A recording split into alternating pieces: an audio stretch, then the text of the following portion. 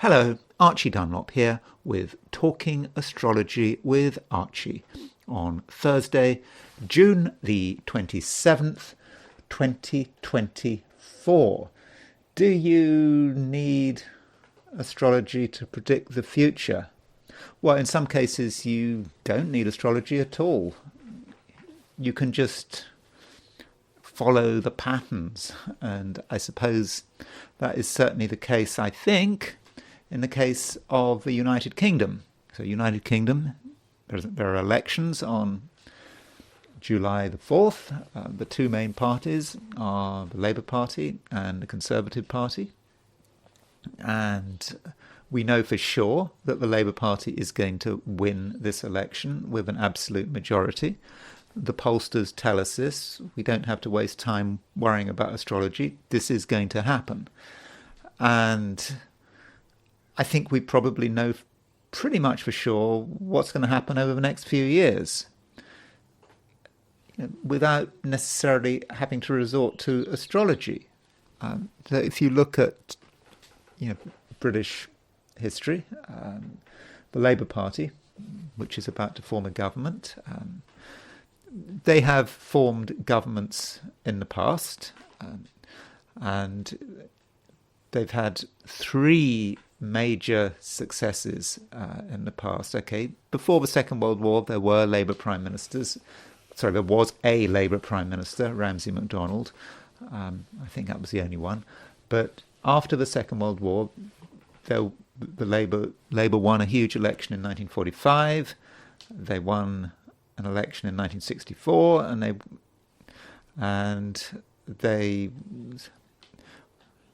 they kind of won elections in the 70s, but it wasn't really the huge victory it was that they got in the 60s. Okay, the 1964 election, they didn't have a huge majority, but by 1966 they had sort of increased that majority. And then of course you had Tony Blair in 1997, and the 1945 election, you had Clement Attlee. He might not have been particularly charismatic, but he had this big program, and the most important part of that program was the National Health Service, and people in Britain are very proud of their National Health Service for all its faults. But he had a program, he had an idea.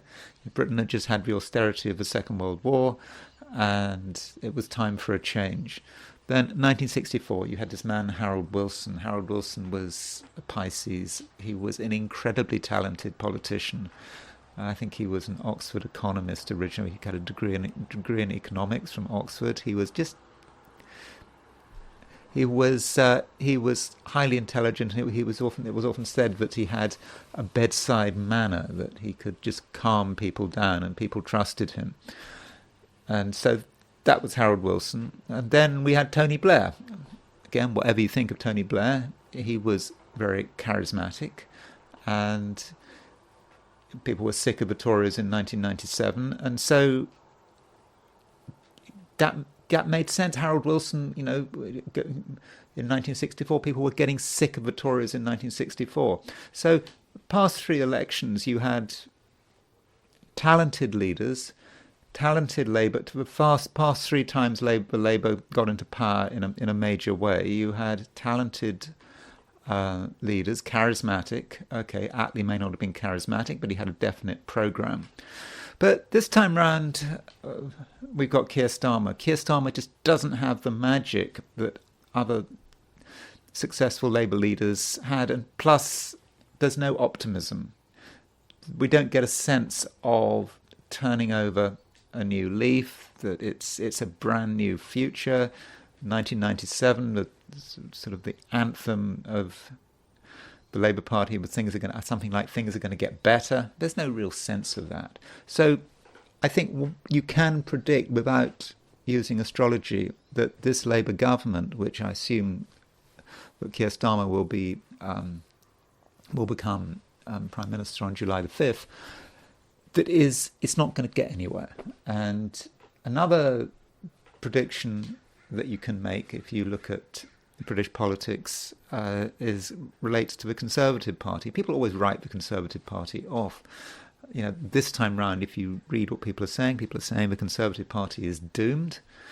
people have said the Conservative Party is doomed on several occasions, but it never has been doomed. So I doubt that the Conservative Party is doomed this time round. It's a great survivor. So I wanted to see if the astrology can pick up on this in any sense, and I will be looking at the charts.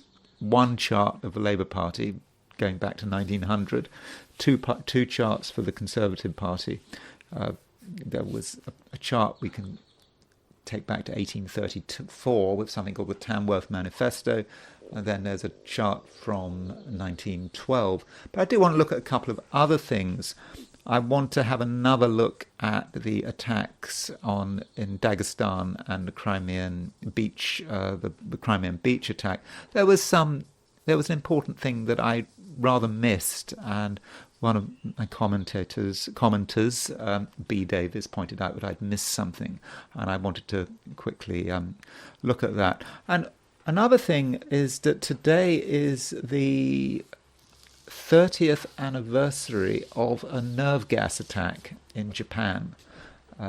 It was by that cult, what are they called? Aum Shinrikyo. And it's not the metro attack on the Tokyo Underground. You know, we all think of that. I remember the news of that nerve gas attack on the Tokyo Underground. But there was a nerve gas attack 9 months before, and it was a test run. And at the time, I don't think there were any arrests. The Japanese police didn't seem to know what was going on. But 8 people were killed. And I thought it would be interesting to look at that nerve gas attack on this 30th anniversary. But first of all, I want to look at the astrology and the I Ching for today, which is Thursday, June the 27th, 2024. Now, that character top right is Shoko Asahara. He was the head of this cult Aum Shinrikyo, responsible for the nerve gas attack, and I think he was hanged in 2018. I might look at his chart if I've got time. And of course next to him is Keir Starmer, who is the leader of the Labour Party, who is almost certainly going to be Prime Minister of Britain in a few weeks' time. Now, looking at what's going on today, the moon is still in Pisces, and it's another day when I'm not convinced that a great deal is going on astrologically. I'm not saying not much is going on out there in the world, but in terms of the astrology, it is a little boring. Okay, so moon is still in Pisces. That's kind of a good thing, isn't it? I mean, the Pisces is nice and flowing, usually, though there is a conjunction between the moon and Saturn. So that does moderate the moon in Pisces. So moon in Pisces on its own is about emotional free flow. We can respond to the world around us emotionally. We can express our feelings. But we have to consider what's surrounding the moon. So yesterday, I referred to the fact that there is a trine between Mercury and Saturn. There is Mercury at 21 Cancer, and there is Saturn at 19 Pisces. That trine between Mercury and Saturn is starting to separate, but I would have said that it's still operational. Mercury trine Saturn is about mental discipline. So even if we have strong feelings, even if these feelings can have an impact on us, we're able to usually keep those feelings in check. And more so with Moon conjunct Saturn. It's not a great conjunction, Moon conjunct Saturn. It may be that our feelings are perhaps being blocked. We have strong feelings, but Moon conjunct Saturn, we kind of feel that we need to exercise some control over them, and that might be a little bit difficult at times. But maybe there is a way. The moon does trine Mercury, so the moon makes a conjunction to Saturn, then it moves on to make a trine with Mercury. Now that moon trine Mercury is actually very communicative. Moon is the planet of emotional communication, Mercury the planet of sort of mental communication, but it's in water signs. So in spite of the fact that the moon is conjunct Saturn, we're going to find a way of delivering our message. And perhaps it's all about understanding the limitations being placed upon us, but still finding a way to get that message across. Now, Mercury is on a fixed star called Castor. And, remember Castor and Pollux? It's in classical mythology. And so Mercury, I think, is moving on to make a conjunction with Pollux. So Castor and Pollux are these two stars that are very close to each other. But right now, Mercury is conjunct Castor. And Vivian Robson says about this star, I have to consult Vivian Robson because I'm not going to be able to memorize this kind of stuff. I don't use Mercury conjunct Castor on a regular basis. Robson says of this star, a binary star, bright white and pale white, situated on the head of a northern twin. It represents Castor, the mortal one of the twins, famous for his skill in taming and managing horses. Tell that to Princess Anne, and sometimes called Apollo, and symbolically named a ruler yet to come. And in terms of being conjunct Mercury, it says, remarkable psychic powers entailing criticism and ridicule, but eventual prominence, unfavourable for gain. Remarkable psychic powers. That's what Robson says. And if you look at Mercury in Cancer, trine the moon, trine Saturn, that sort of makes sense, doesn't it? I mean, look at the position of it, Mercury in Cancer. Mercury is not in Gemini. Gemini is very verbal. Mercury in Cancer is a different form of communication, and it's trine the moon.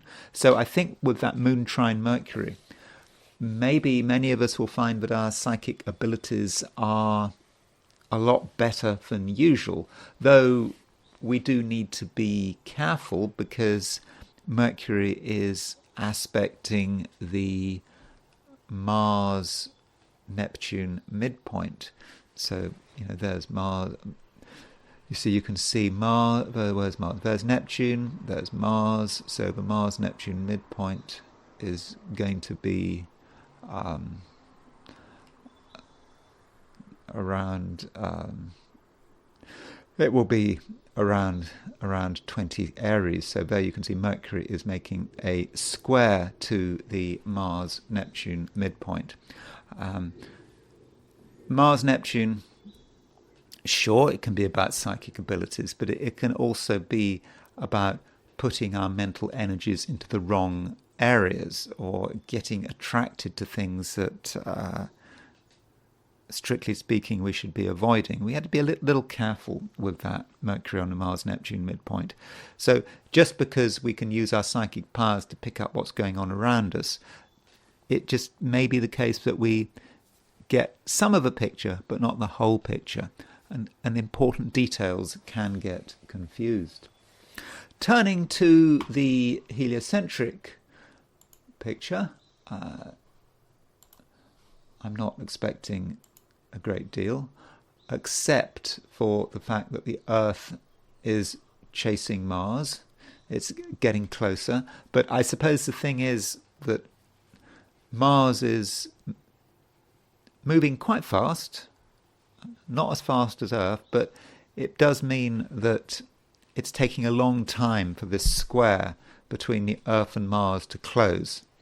And so there is this growing feeling that things are getting more and more intense. The Earth and Mars are, within about less than 2 degrees of this square. And as this square closes, there is going to be aggravation. We're going to find that there are things out there that really do annoy us, and so we must make sure that we can keep our anger in check. But this aspect is not quite there, not quite exact. So maybe it's not a big deal right this moment. I should also point out that Chiron is square Venus from a heliocentric perspective. Chiron Venus. I suppose it might be a time in terms of relationships where there might be a certain feeling of rejection, but this Chiron Venus square is quite impersonal, it's quite collective. So as a society at the moment, people might feel a little bit disconnected, and a feeling that relationships, not just with individuals, but perhaps with groups, maybe with the government, but we've somehow been let down. So that is a possible explanation of the Chiron Venus square. Oh, one other thing, the Earth is trine Mercury, and Mercury is starting to make a quincunx to Mars, so that Earth trine Mercury, we are really looking for something to say. I think that is really important, and we see this with geocentrically with the Moon trine Mercury. So getting that message across is going to be important, and I understand that for many of us it may be difficult to get that message across because the circumstances don't feel right. Emotionally we might not feel that the time is right, but maybe we have to be imaginative in terms of how we get people to understand how we are thinking and feeling. Okay, so I'm now going to look at things from the perspective of the 12 signs. So these are my forecasts for the 12 signs for today, which is Thursday, June the 27th, 2024.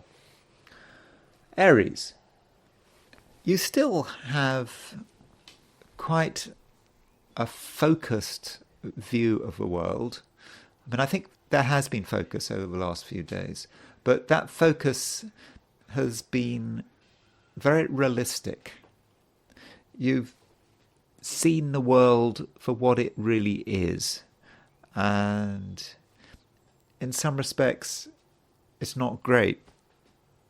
I'm not saying it's not great for you, it's your perspective on the world, and you understand that things are just not moving as fast as they should, that everything takes time.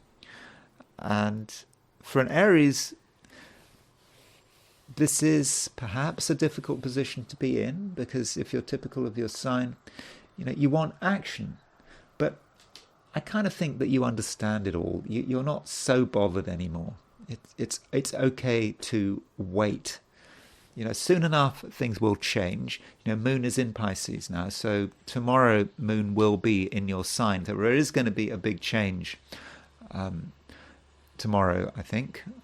Certainly a change of emphasis, and I think that you're going to have more opportunities for expressing yourself and telling people what's on your mind and for making things happen.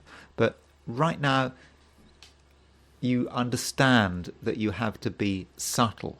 If you want to make things happen, you have to work behind the scenes. If you want people to understand something, you have to tailor your message very carefully. Perhaps use unusual ways of communicating.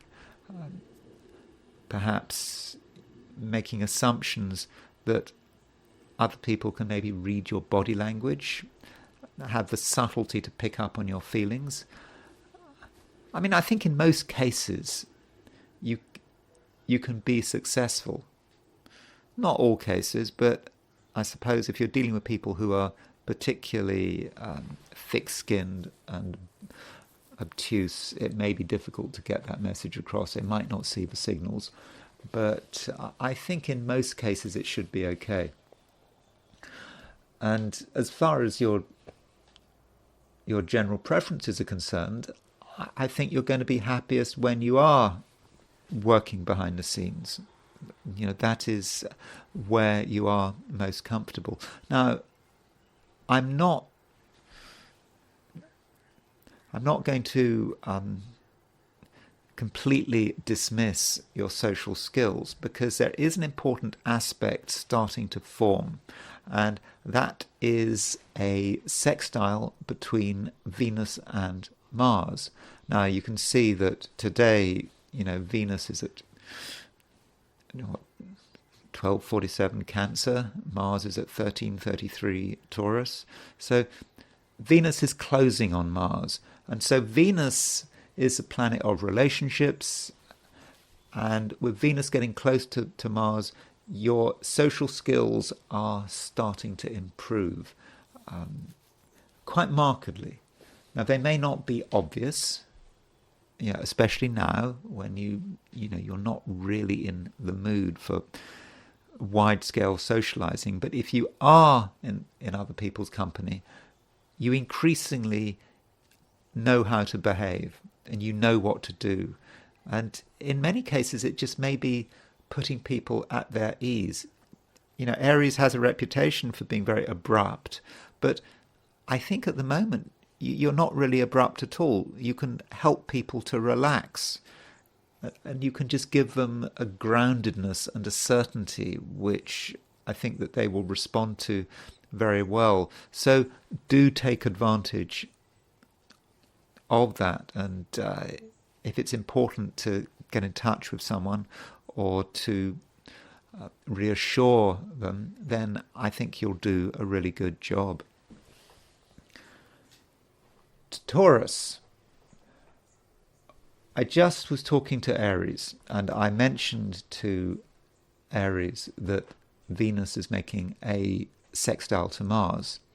And that sextile between Venus and Mars does affect you, because Venus is your ruler, and it is moving to a sextile with Mars. And so that means, Taurus, that you are becoming increasingly assertive, but in a way which is not direct. We're talking about a sextile. A sextile is quite a gentle aspect. It requires a little bit of skill, but not too much skill. And through your gentle efforts, you can get people to take notice of you. And people will realize that you've got a constant and reassuring power. And I think that if there's something you want, you can get it, and you really can get your way. And I think you'll also be helped by the fact that the moon is making a trine to Mercury. That moon trine Mercury is very communicative, but it's also sensitive. I know that Taurus can sometimes be quite a blunt sign, but I don't think at the moment, I think that you are sufficiently sensitive to understand how to deliver your message. So I don't think that that's much of a problem. But although your social skills are looking relatively good, you have to be a bit discerning. I mean, you cannot get on with everyone. For a start, there is a conjunction between the moon and Saturn. That moon-Saturn conjunction indicates that there is one aspect of your social life, or indeed your whole relationship with other people, one aspect that you regard as important, but which is a non-starter. For some reason, you just don't make any progress. So choose your friends carefully. Choose the environment carefully. Go to places where you know you're going to be appreciated. If there's somewhere you haven't been appreciated in the recent past, then don't go there. Things are not going to change. And there's also some danger that you might start getting involved with the wrong people, with people who are up to no good. I'm not saying it is going to be the case, but use your sensitivity. Not everyone can be trusted. Some people have got ulterior motives, and their agendas may be pretty base and unpleasant. So use your sensitivity. And remember, the planet Mercury is on Castor, and according to Vivian Robeson, Mercury on Castor gives advanced psychic abilities, and that means that you can pick up on what's going on. And if someone is up to no good, I think you'll know it, though there is some danger that people don't believe you. So if you have a strong feeling about a person or a situation, you really think it's bad, or a person is up to no good, and you start to express this feeling, you might not be believed. It may even be that someone tries to persuade you that you've got it wrong, that you haven't been charitable, that you haven't been tolerant. But I would suggest that you do stick to your guns. If you have a strong feeling about a person or a situation, then I think that feeling is almost certainly going to be correct. And really, Taurus, that's it. I think it can be a good day when you can get your message across very well. It's very important for all of us to get our message across today. But I think for you, you're going to be successful, and you're going to have a fair amount of assertiveness. But yeah, if you have strong feelings about anyone, particularly if those feelings are negative and you really decide that you don't trust a person or a situation, then I would listen to those feelings, because I think you've almost certainly got it right. Gemini. I was just saying that Mercury is on Castor. Mercury is your ruler. Now, Gemini is not known to be a particularly psychic sign. And as a Gemini, I think I'd be inclined to agree with that. I've always thought that psychic stuff was important. Since I was a child, I've been always into that kind of stuff. But in many respects, I'm as psychic as a brick wall. I don't know about you, but I don't think that I'm particularly psychic. But Mercury is conjunct Castor. Mercury is the ruler of Gemini. So Geminis may be able to pick up on things that other people miss. And Gemini is going to be helped by the fact that Mercury is in a water sign. Water signs are about feelings and emotional intuition, and the moon is trine Mercury. And so this is a time when Geminis are flowing psychically a lot more than usual. So if you get a feeling about something, then it may be correct, but don't force it. That's really important if you're a Gemini with psychic aspirations. If you force it, when you really try hard to be psychic, it kind of doesn't work. It only works when you're relaxed, when you're not really making much of an effort. It just comes to you, and you'll see it. So just go through the day and perhaps accept that usually you might be as psychic as a brick wall, and then you'll be pleasantly surprised when you actually realize something. Of course, I'm projecting there. I'm sure you're not as psychic as a brick wall. I'm actually talking about myself being as psychic as a brick wall. But do listen to your feelings, but don't try too hard to listen to your feelings. You know, when you try with all this psychic magic stuff, when you try, it just doesn't work. It's like what Aleister Crowley said, it is the lust for result. When you really want something, it just is not going to happen. So yes, be relaxed, and I think you could get some powerful insights. Those insights could take many forms and could involve many different areas, but they might actually relate to material matters. You might have an insight about money that doesn't make logical sense, but you'll just have a strong feeling about money and what's going on with money, and that might encourage you to take particular actions.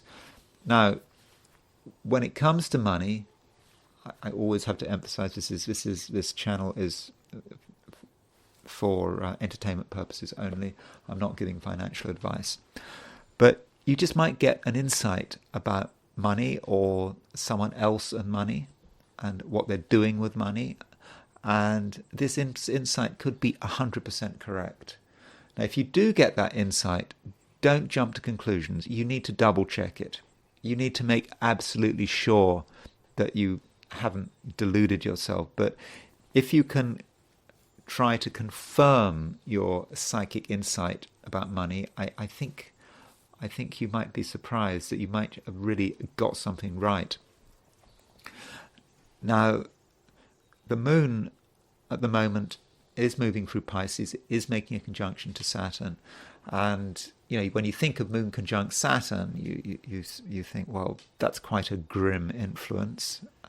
The moon is about emotion, and it's conjunct Saturn, and Saturn is squelching that emotion, saying you cannot express your feelings. But with this conjunction between moon and Saturn, it may actually work in your favor because it's in Pisces.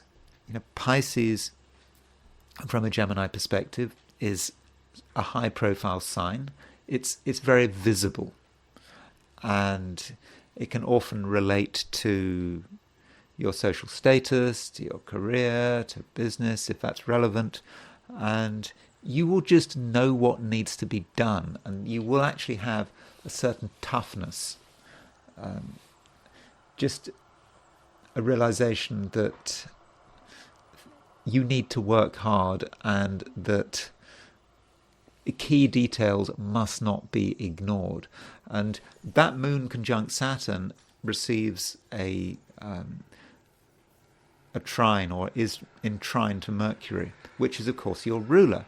And so with Mercury making a trine to the moon Saturn conjunction, I think that you are going to be down to earth, and you're going to be sensible, and going back to the money, you will have a good sense of financial realities. That has an impact not just on your own finances, but the finances of anyone you're interacting with, whether it's people, you know, your friends or your family, or it could be at work. And if you're working and you have anything to do with money, I think that it can be a very powerful day when you can have some very useful insights. So if you are, for example, a Gemini accountant, then I think that you're going to be very successful. Remember, we think of accountants as being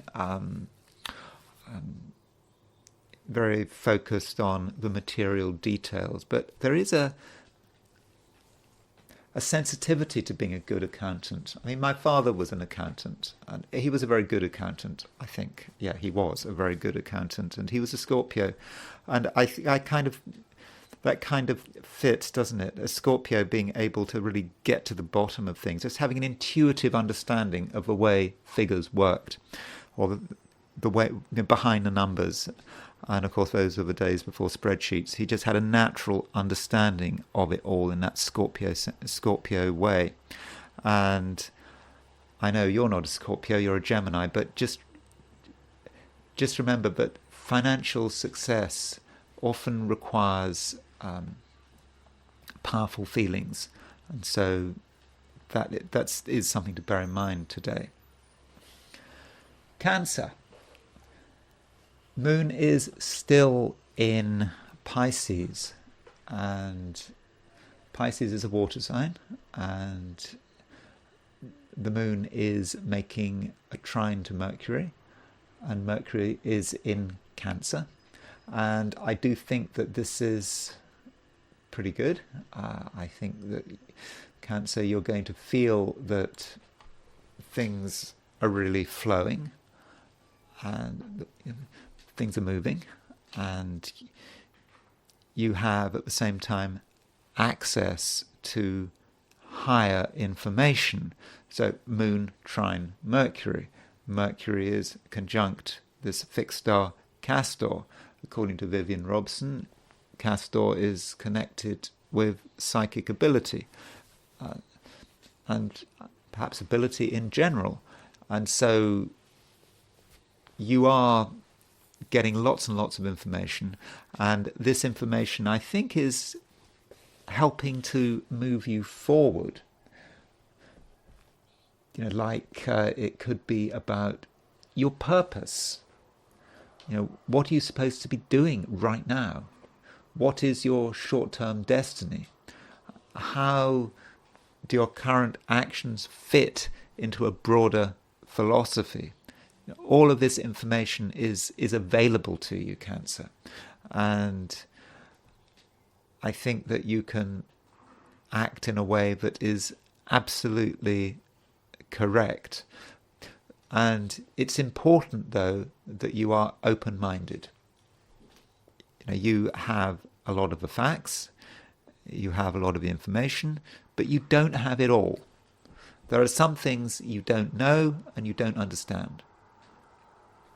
And without this knowledge, there are going to be limits to what you can achieve. So, Cancer, if you feel that there is a gap in your knowledge, then you're in a great position to actually be able to do something about it. That gap is there to be filled. So perhaps it's a time for asking questions, for maybe moving outside your comfort zone, to sort of reaching out to places that are maybe hundreds of miles away, thousands of miles away. There may be information on the other side of the planet which you need to get hold of. And of course, nowadays, you don't have to take a plane to get hold of that information. You've got the internet. The means to get hold of that information is right in front of you. So don't be timid, and don't be afraid of having to change your mind or change your views. That can be a Cancerian problem. Cancerians can be quite insular. They can say, well, this is my world, I understand my world. I remember the crab is a symbol of Cancer. I don't want to expose myself to new information. It might be scary, it might upset my plans. Well, that is not a realistic approach, because knowledge is important. And right now it is particularly important. So really do what you can to get that information, and don't be afraid of having to make changes, to just completely change things, to have to start again. Don't be afraid, because I think you should really regard knowledge as a good, as a benefit in its own right, regardless of the consequences of picking up that knowledge. But don't worry. This is not a day when you're going to be blown apart by by information that just questions your whole existence. Don't worry, it's not going to be like that. Turning to relationships, there is a conjunction between the Moon and Saturn. And so when you've got a conjunction between Moon and Saturn in the Cancerian chart, that often has a link with relationships. After all, the Moon is ruler of Cancer, Saturn is ruler of Capricorn, and Capricorn is your opposite sign, very often connected with relationships. And so with Moon conjunct Saturn, it does seem that you and someone else have a close connection, and it's important that you manage it in the right way. Now, it could be, with Moon conjunct Saturn, that you find that someone is just being overwhelming. They are constraining you. They're limiting your freedom without really doing anything or saying anything. It's just your impression of the matter. So if you have a strong impression about the impact that someone is having on you, then you have to behave in the right way. You may be jumping to the wrong conclusion. Some people just have a heavy impact on us just because of who they are. It may have nothing to do with them, nothing to do with us, and it just may be our imagination. So perhaps you need to work out what is going on. And the Moon is not just making a conjunction to Saturn, but it's also making a trine to Mercury. So if you're having strange feelings about another person, if you feel that someone is limiting your freedom, you're afraid that if you do something they're going to criticize you, maybe you should test the waters. Mercury is a planet of communication. Mercury allows you to ask questions. And so by asking a few questions, a few very simple questions, then your questions could be answered, and you might then be in a position to understand someone for what they are, rather than for having thoughts and imaginations about what someone might be without having any real evidence.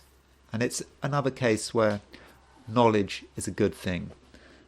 Knowledge is the way for Cancerians to make progress.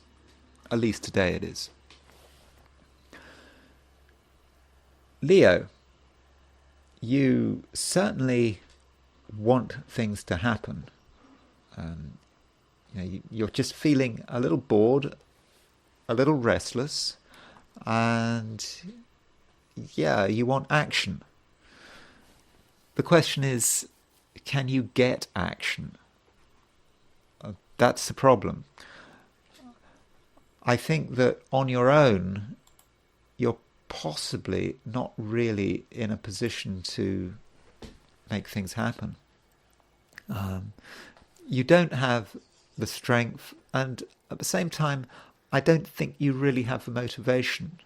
Yeah, you'd like to create changes, but when it actually comes to working out what you need to do to change your environment, it just feels a bit tedious, a bit overwhelming at the same time. Yeah, tedious and overwhelming.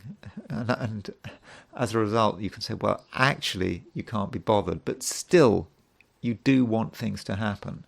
So how do you deal with this restlessness? Now, one approach is to just wait. The Moon is in Pisces. Pisces is a rather introspective sign in terms of your chart. When you've got a lot to think about, you feel that the world is quite a difficult and maybe serious place, and you just want to bide your time.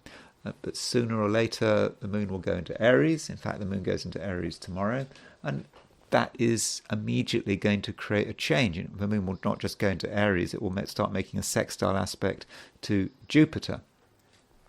But right now, on your own, I'm just not convinced there is a great deal that you can do. But what you can do is harness your environment. You can perhaps make contact with people, maybe start to form alliances, see what other people have got to say. There are ways of testing the water without making commitments, without taking risks. And it's all about being subtle.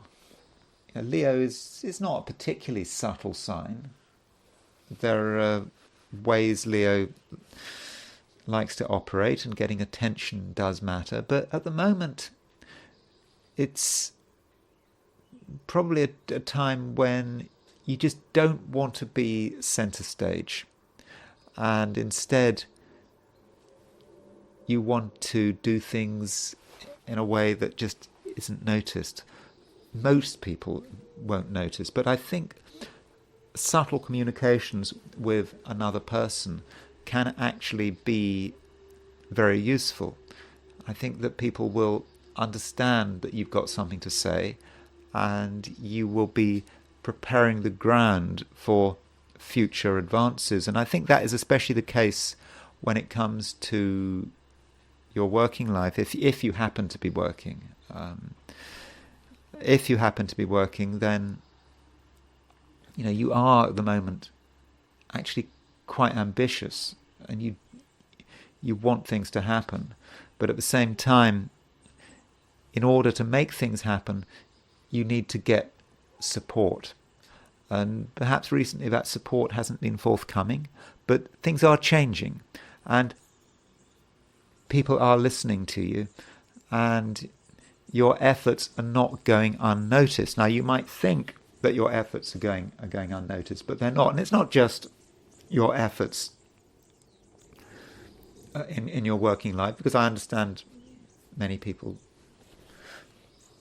of you are not working. You might be retired, you might be doing something else, but your efforts in whatever area it is, your efforts are getting noticed. And you just may not realize that they're being noticed. Perhaps you were expecting some kind of over display of appreciation and admiration. That would be Leo, wouldn't it? Liking that praise. But just because you're not being praised doesn't mean that people are not admiring what you're doing. I'm saying this from a perspective of being a Gemini. I find it really difficult to praise people, really difficult. But that doesn't mean to say I don't admire what people are doing. And so I'm just an example of perhaps some of the people around you who are just not being as appreciative as they should be. But I think deep down people are appreciative. So don't be too negative or down on the people around you. Don't feel they're ignoring you. They are not ignoring you. It's just that maybe they just find it difficult to praise you. They find it difficult to show their appreciation. But I do think, Leo, that actually that appreciation is very real. Virgo. I suppose we have to talk about Mercury, which is your ruler. Mercury is doing a lot of stuff, and I think most of that stuff is pretty fortunate.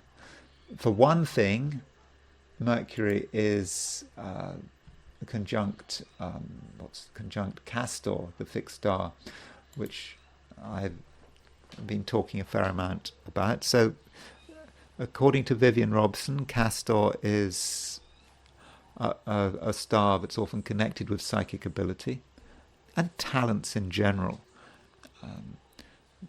Though remember, Vivian Robson was saying that Castor was very good with horses. I don't know what you're doing with, if you have anything to do with horses. Maybe there's something you can do there. So maybe your ability with horses is going to be particularly effective. But I do understand that the vast majority of Virgos don't own horses. Still, you have psychic abilities which are strong at the moment, and even if Mercury wasn't conjunct Castor, I would still suggest that your psychic abilities are strong, because the moon is making a trine to Mercury in water signs. Moon in Pisces, trine Mercury. That's about communication. That's about how you are communicating, and it's the various levels at which you are communicating. And right now you can communicate on many different levels, and one of those levels is certainly going to be the psychic level. And then you throw in Castor conjunct Mercury and we get the full picture. So don't underestimate your psychic abilities, and if you want to be effective from a psychic point of view, just don't get too caught up on material details or on things that are obvious. Sometimes psychics, if you try to be psychic, you can try too hard, and it's not a time to be trying too hard. It's not a time to be attempting to get it right. You just have to take the information as you see it, and maybe be quite literal about it. Sometimes we can have a psychic flash that sounds ridiculous, that sounds absurd, but in fact it may be a close approximation to the truth, to reality. And this moon trine Mercury is going to help you, I think, with other people. It's going to really help you to understand people. And if you're in a room full of people, you will know what's going on straight away. You will understand the power dynamics. It'll almost be like that you've got a connection with everyone, which can be overwhelming. I mean, if you have got, if you've got 20 people around you and you can pick up on every one of those 20 people, well, that's going to be tough. So maybe you should avoid rooms full of 20 people, maybe stick to rooms full of a few people. 2, 3, 4 people might be enough. 20 people, you could just be overwhelmed. And that is a problem perhaps with the trine, moon trine Mercury. There is no resistance, there is no opposition. The energy just flows. It's all there. And trying to work it out, it can be hard. And it also can be exhausting. And what you don't want to do right now is to just exhaust yourself, because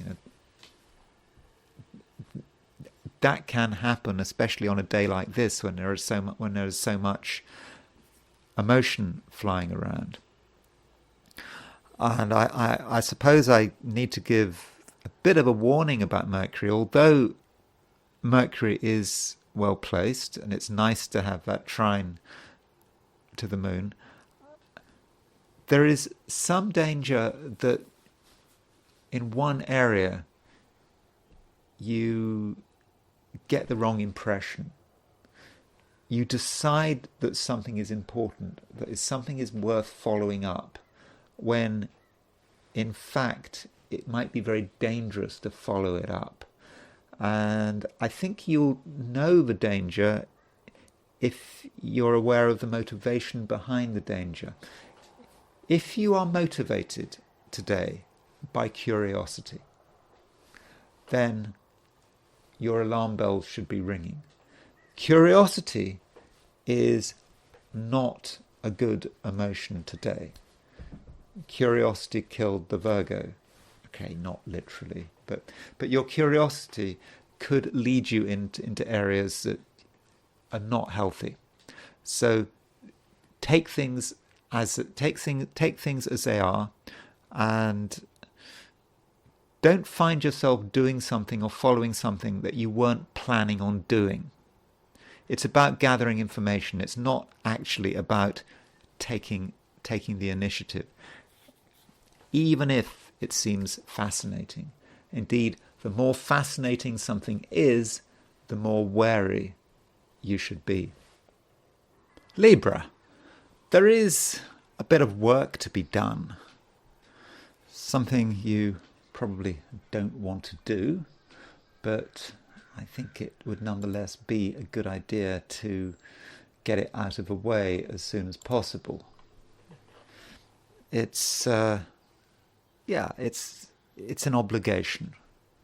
Maybe you feel you've made a promise to yourself, perhaps to other people, and you kind of don't want to honour the promise, but now is the time when you need to get it out of the way. And I don't think that it's going to be quite as difficult as you'd imagined. Though, if you are doing something that is expected of you, I think it is important that you do it your way. You know, people have lots of different ideas about the way things should be accomplished, and they can sometimes impose these ideas onto you. But you know that there are many ways of achieving the same thing, and your ideas about the way to get something done right now, I suspect they're good. Trust your feelings on this. It may take a little bit longer than the standard approach, but you're going to feel more comfortable adopting your approach, and so that's absolutely fine. And your attention to detail, I think, is going to be very good, and I think your attention to detail is going to put you in good standing in terms of how you are relating to the outside world, perhaps in terms of your career or your business or your work, if that's appropriate. You will just know what needs to be done, and you will know how to do it. So in that sense, I think that it can be a very useful day. Still, there are dangers that you get distracted. Distracted by people who possibly are up to no good, or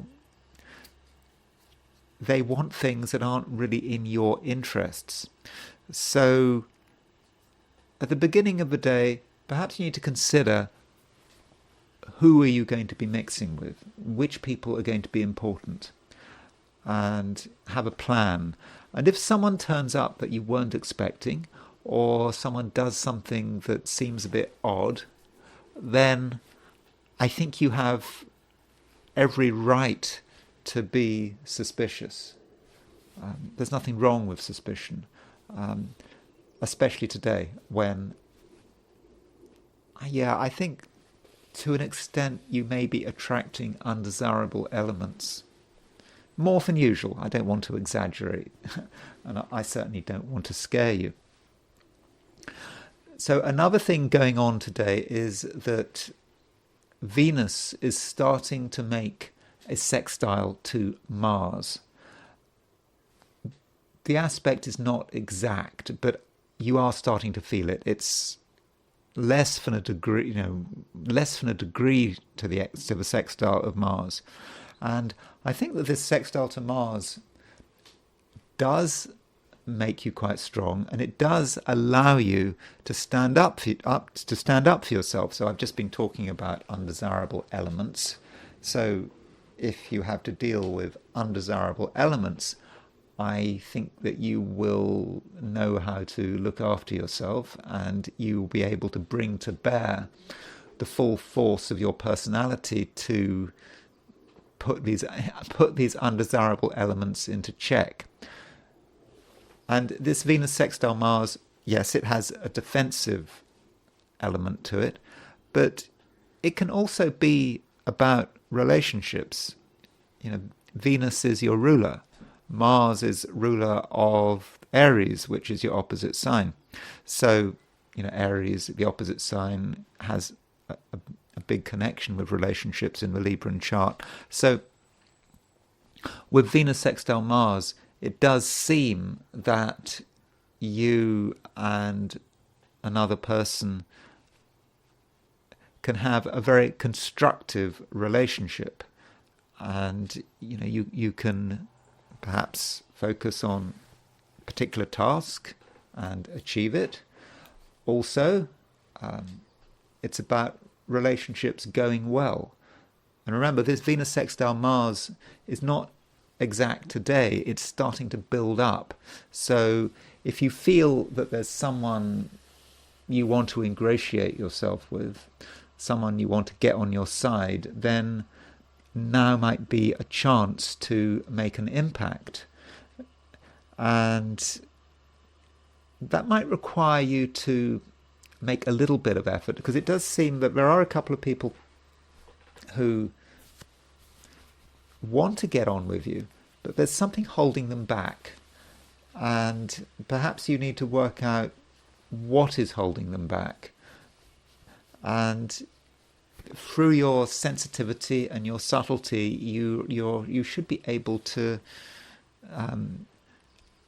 help people relax and perhaps reassure them as well.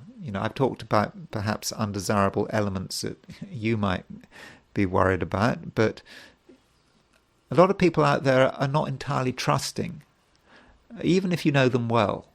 And it's quite possible they don't entirely trust you for reasons best known to themselves. And so perhaps what you need to do today is put people at their ease and work out what you need to do to put people at their ease so that these interpersonal blockages can be removed. And I think that really is possible. But it does require on your part just a little bit of subtlety. And I think that's about it. I did say at the beginning of this video that there isn't a lot going on today, but I think in terms of what's happening for you, I think that things look good. There are certain people I think you do need to steer clear of, but there are also other people who you need to get closer to. I think it's in your interest to get closer to them. I mean, not just in your interest, I think you're going to want to get closer to them. And I think certain relationships can prosper. And if you're ambitious, then I am optimistic. Yes, there are things you have to do in order to achieve your ambitions. It might be a little boring, but you know what needs to be done. And once you've got this boring stuff out of the way, you'll start to see the fruits of your efforts. Scorpio, you are in a sense in quite a creative frame of mind. You are aware that you're clever. I mean, it's okay to admit that you're clever and that you can do things better than other people. Now, I'm not encouraging you to be arrogant. Different people have different abilities, but right now your abilities are very clear and very obvious, and it's going to be really quite easy to bring them out into the open. After all, we've got the moon is in Pisces, which is a water sign. Scorpio is a water sign. The moon is making a trine to Mercury, and so there's just a natural flow there. And I know that the moon is also conjunct Saturn, but that moon conjunct Saturn from a Scorpio view is allowing you to stabilize what you have. You have various talents and abilities, and sometimes they can go all over the place, but today you can really focus them, you can put them all together, and really pack them into one solid punch. Though I don't want to suggest you need to be aggressive about it. It's just about bringing things together and organizing them.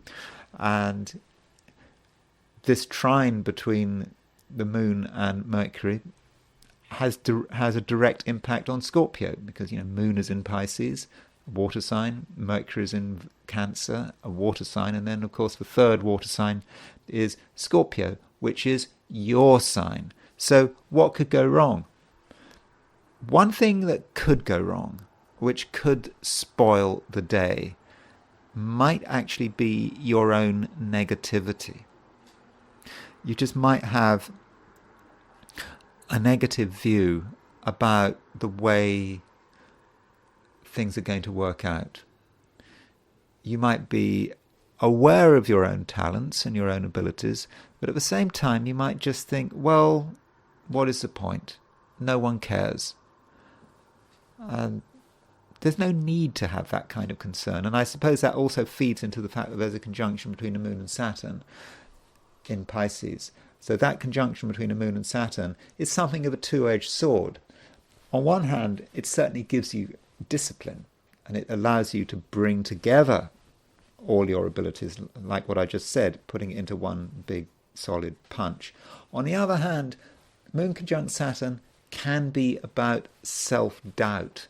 And if you have too much self-doubt, then things are going to come to a standstill, and all of that potential could be wasted. So it's just important to be positive and to take this self-doubt and turn it round. So you perhaps start with self-doubt, but then you turn self-doubt into saying, okay, things might not work out if I do the wrong things, if I don't put in the work. So what I'm going to do is I'm going to not have doubts, but instead I'm going to give it everything I've got, because you need to give it everything you've got in order to be sure that you're going to be able to make the most of your potential. So self-doubt can perhaps be transformed into hard work, and just believe it's going to happen, and then I think it probably will happen in terms of you achieving your ambitions and also achieving your creative potential, and that's really what matters. Now, another aspect going on today is the Venus is making a sextile to Mars. That sextile between Venus and Mars is not exact today, but it's getting exact. And Mars really represents you, and Venus probably represents another person who has a different view of the world, a view of the world that you might find challenging. And so if you happen to be interacting with other people today, don't be surprised if you hear something that you don't agree with, that runs counter to some of your beliefs. And when this happens, rather than get annoyed about it or to argue, just allow someone to express themselves, to show you their view of the world. And what seems to be a view of the world which is alien and unpleasant may actually be really amazing. But you've got to be tolerant, you've got to be open-minded. You've got to accept that your view of the world is not in any way a totality. It's actually, in many respects, a very narrow view. And you need to be shown perhaps a different approach. And by doing things differently, you might find that you can actually be happier and more successful. And in a general sense, this Venus sextile Mars should be good for relationships. And relationships are important. Mars at the moment is in Taurus, which is your opposite sign. So while Mars is in Taurus, other people do matter, like it or not. And, at times you might regard other people as being a real pain, as just getting in your way. But with Venus sextile Mars, I think that you can see the advantage of having particular relationships. And there may be certain relationships that you want to really focus on because you can start seeing the benefits, perhaps for the first time. But in order to see those benefits, I think you've got to be open-minded to an extent. Sagittarius. It's another day, Sagittarius, when you are maybe not quite yourself. This is because the moon is in Pisces, and not just the moon in Pisces, but Saturn is in Pisces. There's a conjunction between moon and Saturn in Pisces. And what this means for a Sagittarian, a typical Sagittarian, is that you have to deal with things, or you're having to be aware of things that really seem to be weighing you down. Maybe we're dealing with just responsibility, or perhaps we're talking about family members, perhaps, or people you know well who are making demands upon you, and there is this great sense of obligation, and you just feel that you can't really be yourself. And I think you just need to go with the flow. You have to understand that there are times when you can be a typical Sagittarian, when you can be an extrovert, when you can be free, not have to worry about anything. But there are other times where you have to ground yourself, and today does seem to be rather grounding, but I think in a way that you're not entirely happy about. You do seem to rather resent it. But maybe it's all for the best. Sometimes you just need to stop what you're doing, not move from place to place, just soak it all in, soak it all up, as they say, and you might then realize, as you stay in one place, that there are things going on that in the past you just hadn't understood. If you are constantly moving, it's all a blur. And you only get focus when you stay in one place. And by staying in one place, things become clearer and clearer. And there comes a point where there is total clarity. And I understand all the time you're feeling tense. You're feeling that something has to happen, that this isn't right to stay in one place for so long, to have to look at something for ages and ages. But it's only through this constant focus that you can actually start to understand what's happening. And I think at a certain point, your feelings are going to start to click. It is an emotional time. Your feelings are strong, and you go down, you go deep down, and then there is a moment of understanding. And once you have this moment of understanding, and it may not just be some spiritual or psychic understanding, it could just be an understanding about other people, about the world in general, finally understanding people's motives, and also understanding what needs to be done. And just give it some time. And once things are clear, as I think they will become, then you will be in a position to start making progress. And in the process, though, I should say, don't listen to other people. This is, you have to be aware of other people.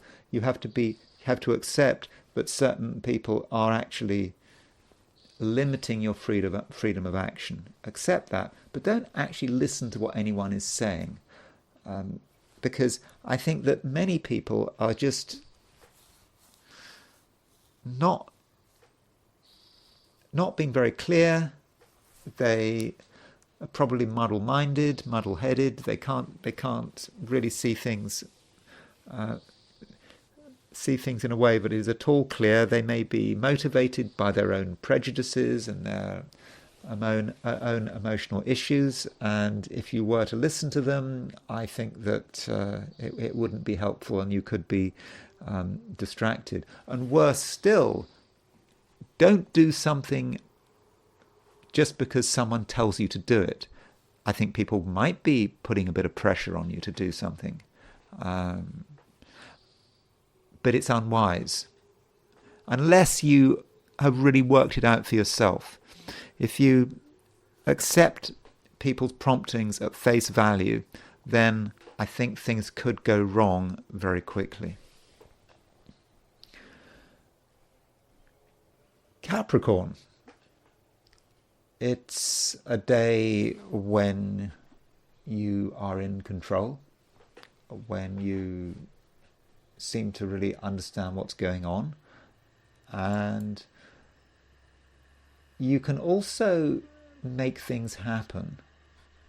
You have a dynamism to you that may not be immediately clear. So if you want something to happen, then Capricorn, I'm confident that you really can make it happen, and people will listen to you. They will observe what you're doing, and I think that in many cases they'll be prepared to follow your example. And you also need to provide space for a surprise. I think it could be a few surprises. Maybe these surprises relate to your social environment. Someone turning up out of the blue. Someone maybe doing something which changes your impression of them. So perhaps there's someone who you thought was useless and they actually turn out to be completely wonderful. I suppose it could work the other way around. A person you thought was trustworthy but actually turns out to be a complete deadbeat. I mean, that is possible. So some of your impressions of other people may change over the course of the day. Though you are the one in control. You know, there is a conjunction today between the moon and Saturn, and obviously the moon is ruler of Cancer, which is your opposite sign, and Saturn is your ruling planet. So moon conjunct Saturn is about you being the one who can make things happen. It's about people looking up to you and showing you some respect, or they should be showing you respect. This is a day for being respected. If anyone doesn't respect you, then they're out of sync with what's happening today, and I think that you have every right to demand respect. That probably doesn't mean that you have to make a scene, though. Mercury is in trine to Saturn. Mercury was exactly trine Saturn yesterday, but it's still there. And at the same time, the moon is making a trine to Mercury. So the moon is actually bringing the trine between Mercury and Saturn together again. And so this is a time when you can create an environment where you are respected. So if you are not being respected, if you are not being taken seriously, then you can actually make things happen. And you should not be afraid of making heartfelt complaints. So, for example, if you think that there's something wrong with the world, then ask yourself, who should you consult to deal with this issue? Who might be in a good position to fix this problem?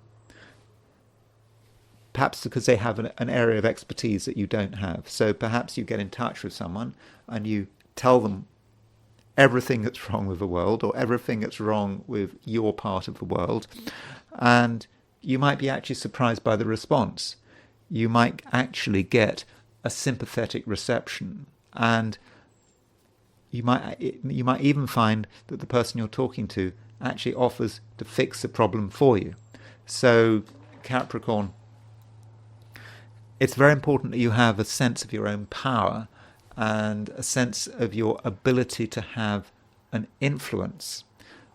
As soon as you start to talk about something in another person's language, you understand what bothers them, you understand their priorities, so you tailor your message to fit that person and their priorities, so it makes sense to them, and then you've kind of got them to do things your way, and everyone's happy. So, this really does emphasize the point that, today you're in a strong position. I would have said that of all the 12 signs, Capricorn may actually be the most influential. So don't ever feel today that you don't have any power, because actually you have a lot of power. And it's just all about using the social and human material around you. But I don't think you're being manipulative. And it's not about doing things in a way that's going to hurt people. I think you're going to do things because you actually want to benefit not just yourself, but also your community and the people around you. So I think that today your initiatives are going to be good for everyone. Aquarius, you perhaps want things to happen, and you would like very much for people to listen to you. But at the same time, you're asking yourself whether there's really any point. It does occur to you that, some people are just really fixed in their ways. In the past, they haven't moved, so why should anything happen now? Well, Aquarius, I think that you do have to have a fundamental belief in yourself. You have to see yourself as a person that can actually make things happen. And so the question is, how do you make things happen? You do not make things happen by making an exhibition of yourself, or, by trying to have a super high profile. It's not a day for having a high profile. It's a day for retreating a bit and perhaps trying to avoid too much attention. But at the same time, it's obvious that you are a serious person. You're a person that needs to be taken seriously, and if you try to be a serious person, then I think you'll succeed, and I think you're going to be helped by the fact that the moon is conjunct Saturn. Remember, Saturn is your ruler. Saturn rules Aquarius. The moon is conjunct Saturn, so that gives you focus and allows you to put to one side irrelevant concerns. And Mercury is making a sextile to Saturn. Mercury is also making a sextile to the moon. And so Aquarius, you're able to concentrate on the details that matter. And that's what it's all about. there are lots of things to be concerned about, lots of details that seem to be demanding your attention. But there are only a few details that are important right now. And if you're an Aquarius, you really need to concentrate on those details. And at the same time, you may be helped by the fact that people are ready to put in the work. I know it's sort of tempting to think that it's you against the rest of the world, but there are people out there who actually just want to be told what to do. You don't have to spend a lot of time telling them what to do, but they just need a bit of direction. We are in confusing times that we live in. People don't know what to do. People are often at a loss. And so what they would really appreciate is someone like you to come along and explain what needs to be done. You don't have to spend a lot of time explaining it. I think in most cases it will be absolutely obvious. And your constructive approach, especially if you can lead by example, will be really very effective. And so you've got your role today. It may not be a super exciting day, but I think it's a day when you and I think the people around you can accomplish a great deal. Pisces. There's quite a lot going on in the sense that we've got a conjunction between the Moon and Saturn in Pisces, which is your sign, and at the same time Mercury is making a trine to Saturn. The Moon is making a trine to Mercury, and that trine is just useful. It allows you to have an impact, but it also allows you to do things that are important to you. And I think that is what's most important. There are things, Pisces, that you're really good at, super good at. There are other things that you're not so good at. Now, don't waste your time today doing things that are unimportant, which you might be able to do them, but you can't really do them well. Leave those tasks to other people and just focus on what matters to you and where your expertise lies. Expertise is important. And you can really get it together and you can do an absolutely wonderful job. Again, that's why it's just so important not to do an okay job because you're doing something you can do but not do it well. Make sure you just focus on what you can do well, and that does really matter. And you will know if you are wasting your time or doing something that someone else should be doing, because the reason you'll know is because you'll start feeling tense. That's it. You'll just start feeling tense. You're going to feel nervous. You might even feel angry, and you'll feel frustrated because, again, you're not doing what you're supposed to be doing. If you are feeling calm and relaxed and you have a sense of purpose, then you will know that you are on the right track. Now, you might be worrying that perhaps the world out there isn't interested in what you want to do. And you might feel that you just have to just put up with the tension, put up with the frustration. If no one else is going to do it, well, that's the way it is. But really, Pisces, you mustn't underestimate yourself, because but there is this Moon conjunct Saturn in your sign. That Moon conjunct Saturn is about you being in control. And that's a great thing about you having Saturn in Pisces. Saturn has been in Pisces for a long time. And so every time the moon comes round and moves into Pisces, it's just a further reminder, Pisces, that this is your time, this is your moment, this is a time when you are in control, when you can do things that you want to do, and you don't have to do things that other people want you to do. No, it's your show, it's your life. And so it's just so important that you're able to concentrate on what matters, and you don't have to listen to anyone else. Indeed, you shouldn't listen to anyone else unless you really trust them. Trust has to be earned, and there are some people around you who have not earned your trust, and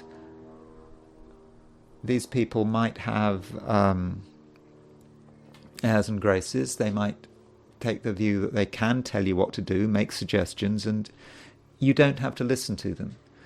Because, right now, there are people out there who absolutely haven't got a clue. And they're putting their energy into the wrong things. They could be creating situations which are dangerous. Now, what you could do is bring them into line. If there's anyone that needs to be brought into line because they're doing something stupid or irresponsible, I think now would be a great time to do it. So that would be great. But if people who should know better are telling you to do something or making suggestions and it doesn't feel right, then it isn't right. And so today, Pisces, it's a time really when you need to be looking after yourself, and the more assertive you are, the better. And those are my forecasts for the 12 signs. And I'm now going to turn my attention to the I Ching. So I asked the question, what is Thursday going to be like for those watching the I Ching segment of this video? And the first hexagram I got was number 29, the abysmal. Doesn't seem good, does it? Relates to the abyss. We've got these two repeating trigrams. Each of those trigrams sort of represents an abyss, something we fall into. And it does seem that we might be in a rather dangerous situation. We're involved in something that isn't just not working, but we might just feel ourselves getting stuck. I mean, literally falling into a pit. Okay, literally. Okay, we're not necessarily going to literally fall into a pit, but we just might get ourselves into a situation where there's nothing we can do to get out of a particular situation, at least in the short term. So, what is it? Now, it could relate to something psychological, just our perceptions about the world and what we can do in the world, but it just doesn't seem to be working. And yes, we are stuck, and the idea is that when we fall into a pit, then there is the question about what do we do, and the advice here is we fall into a pit in the short term. There's not much we can do. We are stuck, and we have to work out how to get out of this pit, but we mustn't try too hard to get out, because sometimes trying to get out of a pit, we just make the situation even worse for ourselves. So a bit of patience is going to be required, even though we're in this situation where we just feel we need to get out of it. And there is another moving line. What I've just talked about then was the third line moving, stuck in a pit. Third line moving in a hexagram often is not very fortunate. And then the fifth line moves. Now, the fifth line represents a solution. So that solution is about just following the line of least resistance. We mustn't use too much effort to try to get out of a situation. We just need to do what's natural. And the I Ching also says that it's like being in a pit, but this earth starts falling on top of us. But there's a limit to how much earth there actually is. So the earth runs out, so it only falls. So we're only partially covered. And after that, we're able to get out. And then the sixth line moves, and it feels like we've got out of a problem, we've got out of this pit, and then the moment we've resolved the thing, we get stuck all over again. We feel that we are almost imprisoned. The I Ching talks about date hedges, and according to the I Ching, a date hedge, I don't really know anything about dates and how you can create hedges out of dates, but apparently you can make prisons out of date hedges because they're so thick that you just can't get out. And so we find ourselves in a position where we are just completely stuck. That might be how it feels in the end. This hexagram does move, don't worry. And so we are stuck, and it doesn't matter what we do, move forward, backwards, left, right, we're still stuck. And at a certain stage in the day, that might be how it feels. But this hexagram does move. Now, don't worry, this hexagram is not as bad as it looks. And the hexagram this moves to is hexagram 18, which is illness. At least that's one translation of it. Another translation used by the Wilhelm translation of the I Ching is working on what has been spoiled. So when we hear illness, this is not an illness that is going to kill us. This is an illness that we need to recover from. Likewise, working on what has been spoiled. The reason we had all of these problems with the abysmal is because something hasn't been done right. Now, it may not be our fault that something hasn't been done right. It may have been someone else, perhaps in the recent past, who's made a mess, and we're just having to deal with this mess. And working on what has been spoilt gives the hope that we can actually start resolving the problem. And the Wilhelm translation of I Ching, it calls it working on what has been spoilt, parenthesis, decay. So something has become decayed, and we need to resolve the decay. We need to work on improving it. Now,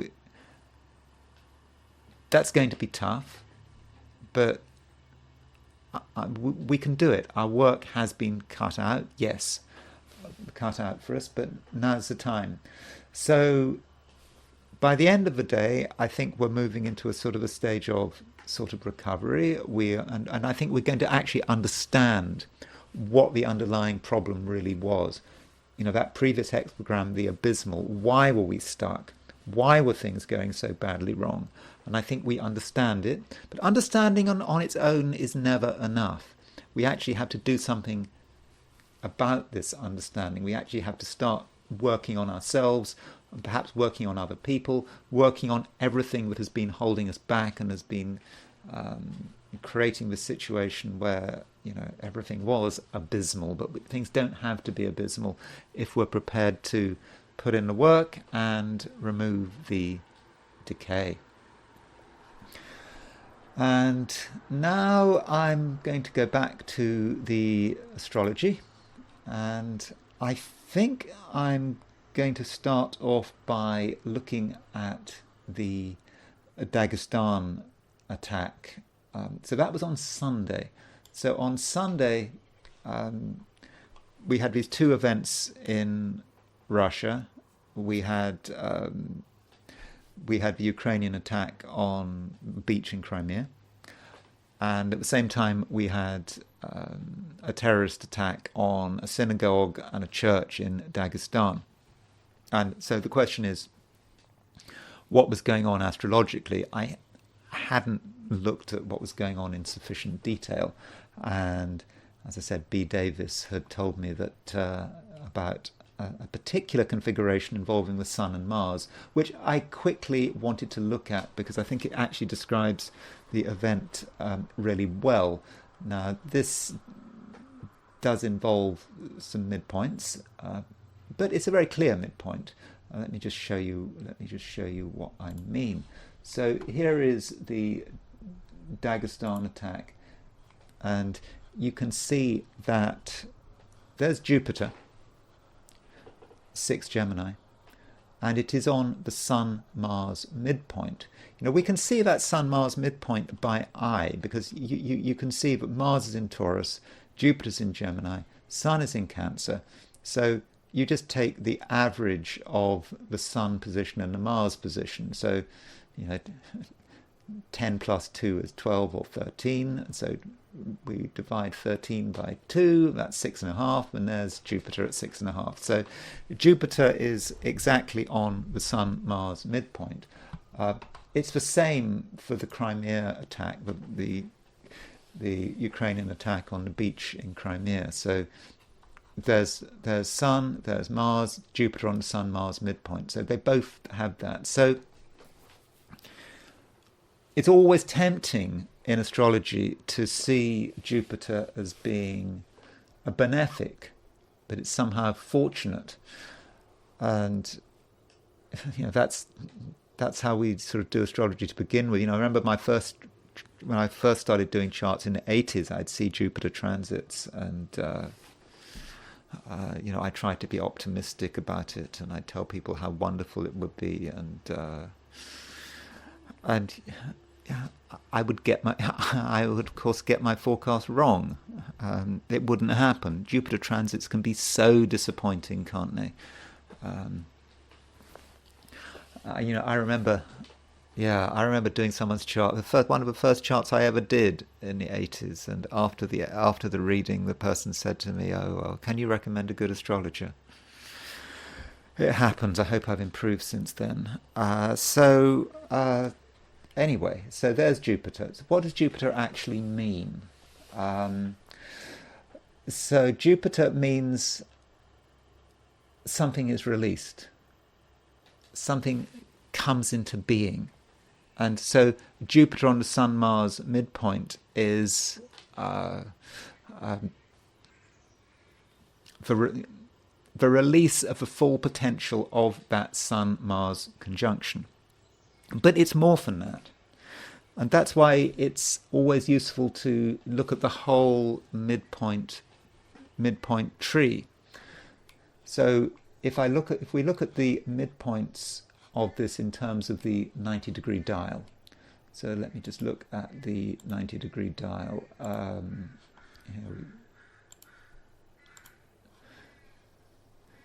Crimea attack, Dagestan attack, it's, from what I'm looking at, they both have the same, they both have the same configuration. So we put the pointer on Jupiter, and so Jupiter is showing. There's Jupiter. You can see that Jupiter is first. It's on the Saturn-Uranus midpoint, and there is the Sun-Mars midpoint. The Sun-Mars midpoint is really close. So the Jupiter-Uranus midpoint is connected with the Sun-Mars midpoint. But additionally, it's on the Venus-Pluto midpoint. And it's also on the Hades-Pluto midpoint.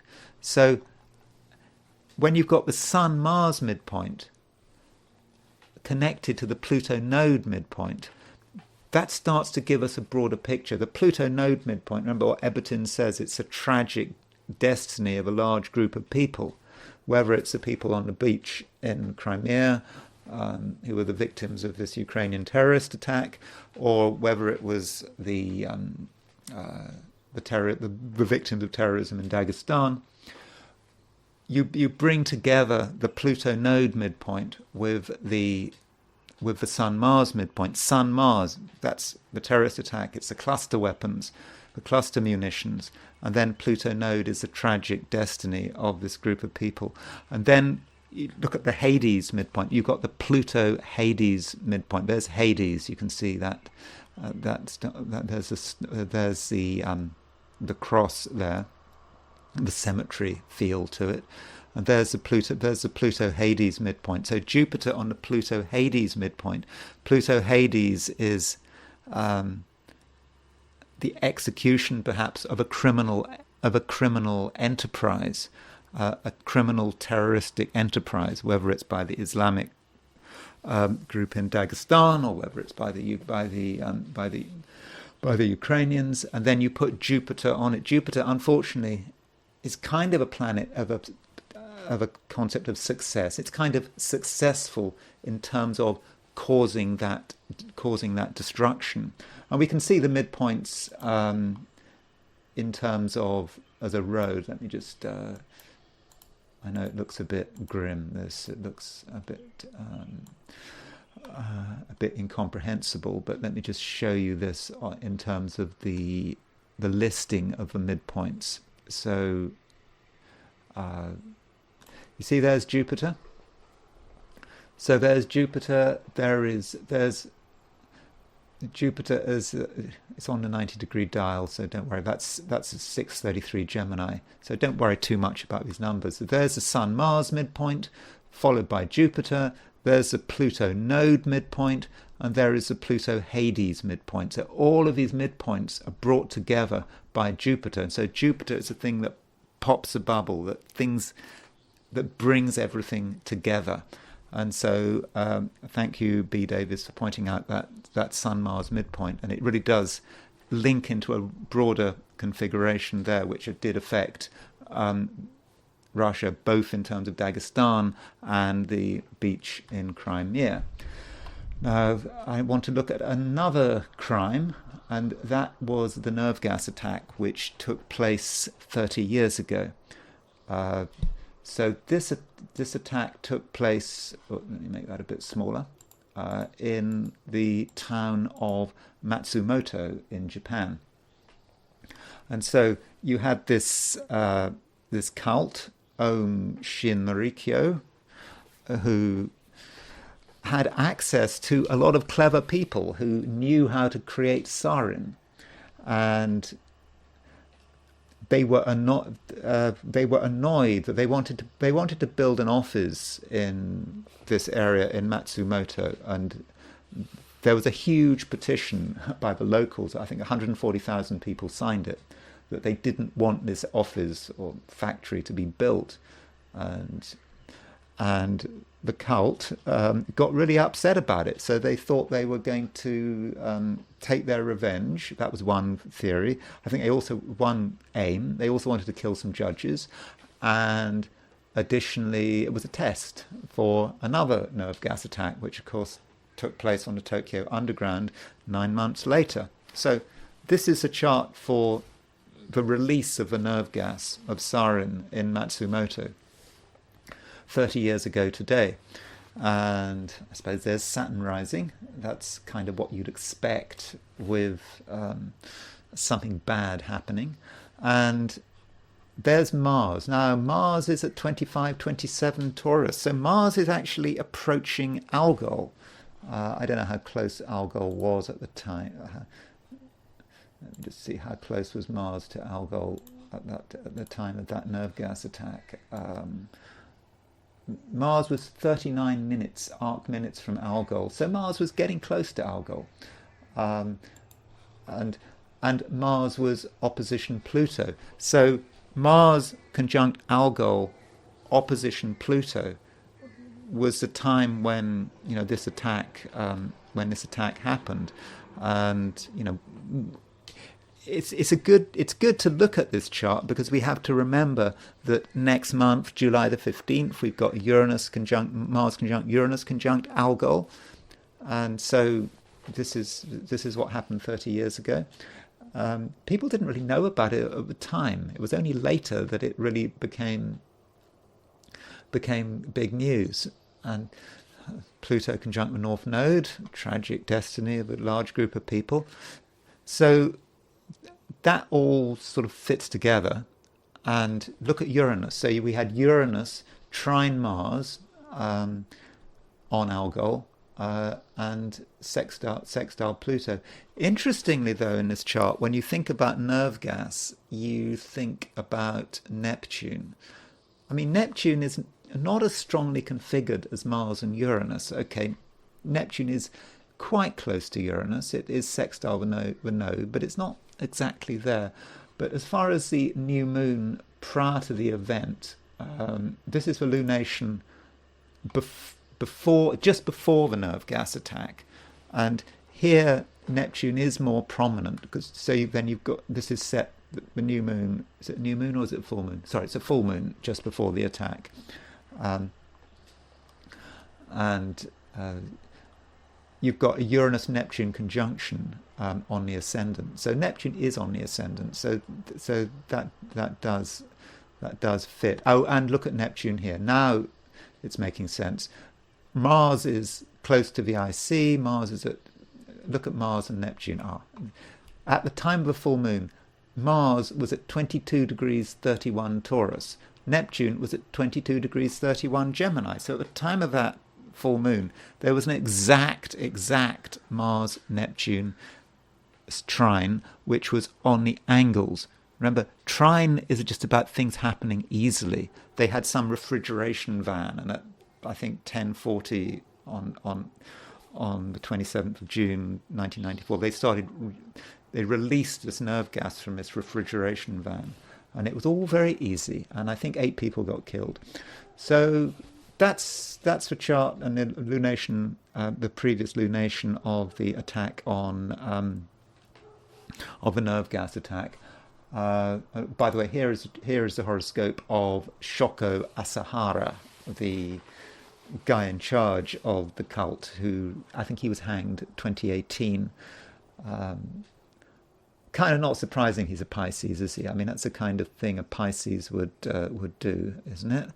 I don't really want to say a great deal about his chart. Mars in Taurus. That Mars in Taurus is not nice. I mean, Adolf Eichmann had his Mars very close to that at early Taurus. He was the sort of Nazi war criminal who was hanged in 1962.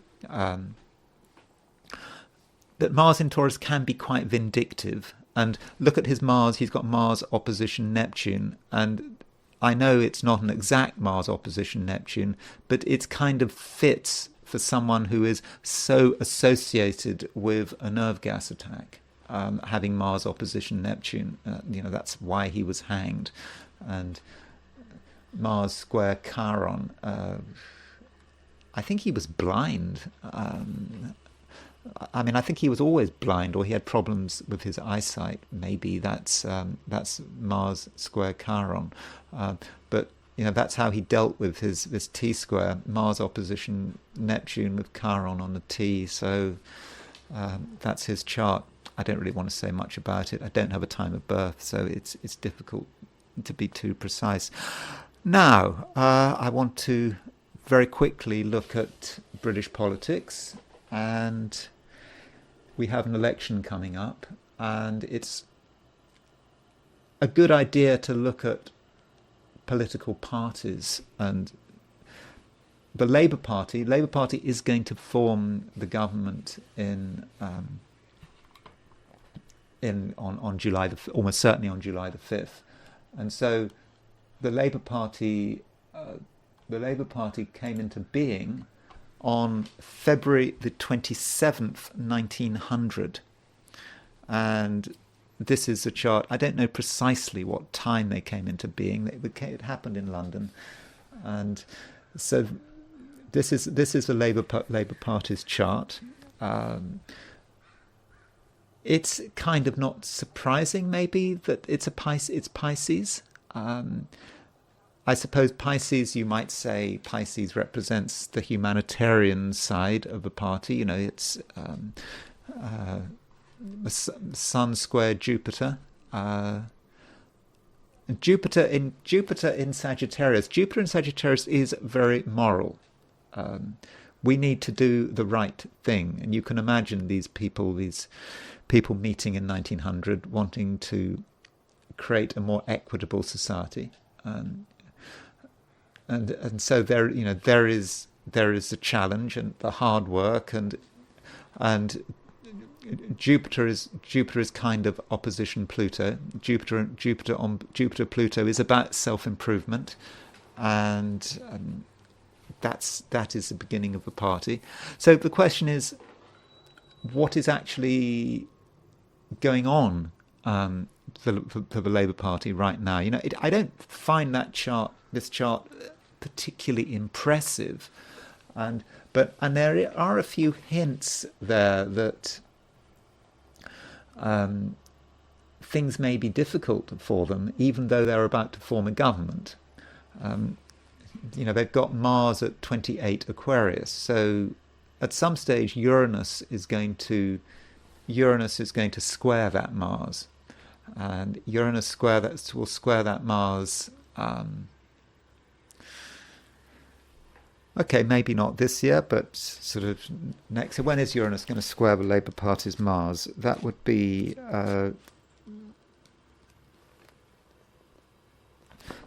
in 2025. I would think next year.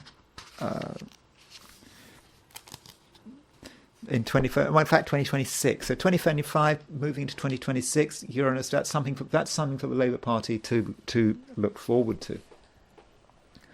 And Saturn is going to go stationary. Saturn is going to go stationary retrograde at the end of November the 15th at around 12 Pisces.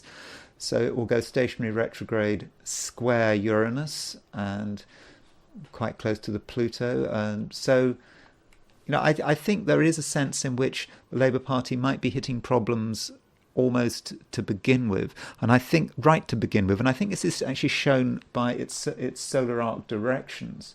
So if we take the Labour Party's solar arc directions for this is for July the 1st, this is for July the 5th, 2024. And what I do find interesting is the Labour Party's solar arc directed Mars. You can see that the Labour Party's solar arc directed Mars is at 0 degrees Cancer. So that is right on the solstice point, as they're coming into government. So it does seem that as they come into government, they hit conflict straight away. Mars is the planet of anger, assertion. The Aries point represents the world at large. So Mars square ascendant, you get conflict almost immediately. And I don't know where that conflict is going to form, whether it's going to be internal conflict in terms of British society, because what happens, of course, as once a party takes power, people start to forget that all their problems were caused by the previous government. I don't know, a year, 2 years, there may not be much of a honeymoon period. There may not be any honeymoon period at all. But that conflict may also suggest that the first thing they're going to have to deal with, July the 5th, is Ukraine. Remember, the Labour Party is coming into power July the 5th. We've got a Mars-Uranus conjunct Algol within 10 days of Keir Starmer becoming British Prime Minister. Now, turning to Keir Starmer's chart, I don't have a time of birth for Keir Starmer. September the 2nd, 1962. It's interesting that the Labour Party has a Jupiter-Pluto opposition, and so does Keir Starmer. And of course, Keir, the person who founded the Labour Party in 1900 was Keir Hardie. And of course, I assume that Keir Starmer was called Keir I think, after Keir Hardie. It's not a common name, but I have come across other people called Keir. So that's Keir Starmer. So perhaps with his Jupiter-Pluto opposition, there is a sense in which he perhaps chimes with the Labour Party in this sense of improving people's lot. I think there's a sort of, it's easy to be cynical, but there is something genuine there, wanting to make things better for ordinary British people. I think that's okay. Not to mention himself. Jupiter-Pluto is, of course, very ambitious and working hard on itself. I'm still trying to tune into that Jupiter-Pluto opposition in my own chart, because I was also born in 1962. But it's the solar arc directions for Keir Starmer that are a little bit concerning. Let me just show you Keir Starmer's solar arc directions. No, that's okay. So here is here's Keir Starmer's. No, that's the wrong chart. That's his link. That's not what I wanted. That's his link with J.K. Rowling, by the way. And J.K. Rowling has been quite critical of Keir Starmer, but I didn't really want to talk about J.K. Rowling. But I suppose you could say that one of the issues, we're talking about Mars hitting the Aries point, you've got all this trans issues flying around, and Labour has said it's going to make it easier for people to change their gender, and of course, so as soon as they're in power, that may be a source of conflict within the Labour Party itself as well, because there are different views on trans rights in the Labour Party. But I don't want to talk about. This is what I wanted to look at. This is right. This is Keir Starmer's solar arc directions, and so. Okay, this is what I wanted to look at. So inner wheel, we have Keir Starmer's chart. Outer wheel, we have his solar arc directions for July the 5th, when he presumably becomes Prime Minister. And these directions are not exact because I don't know his time of birth. But there is Keir Starmer's Mars at 6:58 Cancer, and solar arc directed Saturn is at 6 Aries. So he has got solar arc directed Saturn exactly square his Mars at the time he becomes Prime Minister. That's what he's coming into. This is not good. For a new Prime Minister, an incredible amount of frustration there. It's really difficult to get anything done. Then look at his Sun-Pluto conjunction. He was born with a Sun-Pluto conjunction. So his solar arc directed Sun-Pluto conjunction has moved forward to 10 or 11 Scorpio. And it's moving on to his Neptune. So his Sun-Pluto conjunction, he's got Sun moving on to a conjunction of Neptune. So I think that these solar arc directions are a hint that things are going to be difficult for Keir Starmer and Labour Party the moment they come into power. This is why the Labour Party it's going to be so disappointing, because they don't have the advantages of Attlee in 1945, Wilson in 1964, Tony Blair in 1997. Certainly Wilson and Blair, charismatic people. Attlee had a clear, positive program. There's none of this. There's none of the optimism. It's going to go. I think it's just going to go wrong pretty quickly. Surprisingly quickly, and almost perhaps the bigger the victory, the worse the following defeat. I just don't think it's going to work. I just don't think, in terms of what I'm seeing, that I just don't think it's going to work. But let's look at the Conservative Party.